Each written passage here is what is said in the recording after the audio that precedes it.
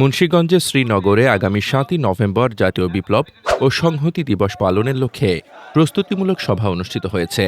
বুধবার সন্ধ্যায় উপজেলার বাইপাস বাগানবাড়িতে বিএনপি ও এর অঙ্গ সহযোগী সংগঠনের উদ্যোগে সভা অনুষ্ঠিত হয়।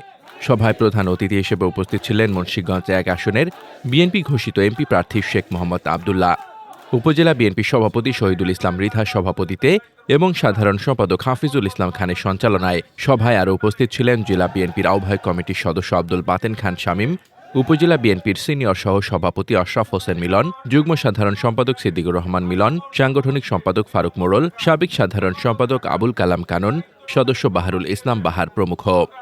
এছাড়া উপস্থিত ছিলেন উপজেলা যুবদলের আহ্বায়ক জয়নাল আবেদিন মৃধা জেমস, যুগ্ম আহ্বায়ক নুরুল ইসলাম পার্থ ও রাজু আহমেদ, স্বেচ্ছাসেবক দলের আহ্বায়ক ফয়সাল আহমেদ রনি, সদস্য সচিব এমদাদুল হক রোজিন, শ্রীনগর সদর ইউনিয়ন বিএনপির সাধারণ সম্পাদক নুর ইসলাম ব্যাপারী, পাটভোগ ইউনিয়ন বিএনপির সভাপতি সিরাজ তালুকদার, রাড়িখালী ইউনিয়নের সভাপতি শহীদুল ইসলাম কারাল, দন্তর ইউনিয়নের সভাপতি আনোয়ার হোসেন হৃদয় মেম্বার, সাধারণ সম্পাদক আরিফুল হক মনু কাজী, পাটাভোগ ইউনিয়ন স্বেচ্ছাসেবক দলের আহ্বায়ক ইয়াসিন সর্দার ও সদস্য সচিব শহীদুল ইসলাম সহ বিএনপির অঙ্গ ও সহযোগী সংগঠনের নেতৃবৃন্দ। সভায় বক্তারা জাতীয় বিপ্লব ও সংহতি দিবসের ঐতিহাসিক তাৎপর্য তুলে ধরেন এবং দিবসটি যথাযোগ্য মর্যাদায় পালন করার আহ্বান জানান।